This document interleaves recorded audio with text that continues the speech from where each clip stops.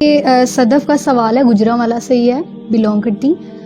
ان کا سوال ہے کہ سردیوں میں لوگوں کو جو ہے اداسی یا سیڈنس ہے زیادہ فیل ہوتی ہے، واقعی اس میں کوئی بات میں حقیقت ہے یا یہ صرف لوگوں کی اپنی بنائی ہوئی بات؟ واقعی ہی اس بات میں حقیقت ہے کہ سردیوں میں ہم لوگوں کو سیڈنس زیادہ فیل ہوتی ہے، اور اس کی کچھ وجوہات بھی ہیں۔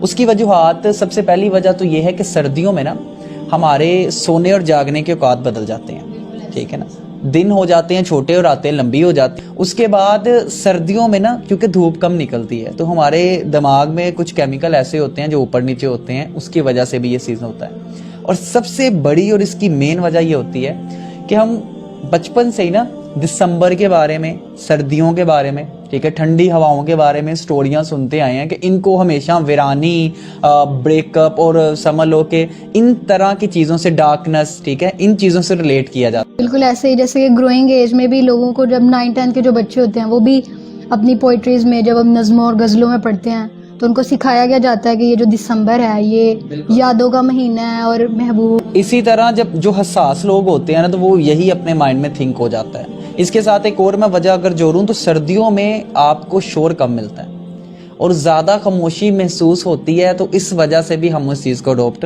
کر لیتے ہیں۔ تو یہ واقعی ریئل چیز ہے کہ دوسرے موسموں کی بنسبت سردیوں میں سیڈنس زیادہ فیل ہوتی ہے۔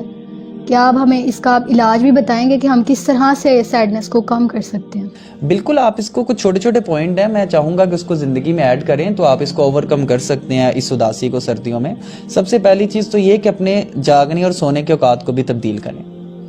ہماری بہت سی نفسیاتی جو بیماریاں ہیں نا، ان کی سب سے بڑی وجہ یہ ہے کہ ہم انسان جگہ چیز کو دیکھ کر خود کو بدلتے نہیں ہیں۔ ہمیں خود کو بدلنا چاہیے، ٹھیک ہے، اور کوشش کریں سردیوں میں موبائل کا رات کو سوتے وقت استعمال کم سے کم کریں۔ دوسرا یہ کریں کہ دھوپ جب بھی نکلے، سردیوں میں ویسے ہی کم نکلتی ہے، تو جب بھی دھوپ نکلے تو کوشش کریں دھوپ میں ضرور جا کر بیٹھیں۔ یہ نہ صرف آپ کی اداسی سیڈنس کو کم کرے گی بلکہ آپ کے روزمرہ کے کاموں میں بھی آپ کو امپرومنٹ نظر آئے گی۔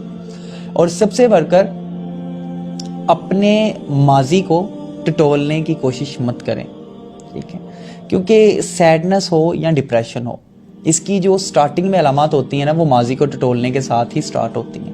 اور پھر بھی اگر اس چیز کو آپ اوور کم نہیں کر سکیں، سویر قسم کا ہو جائے، تو ایک سائیکولوجسٹ سے رابطہ کرنے میں کبھی کترائیں نہیں۔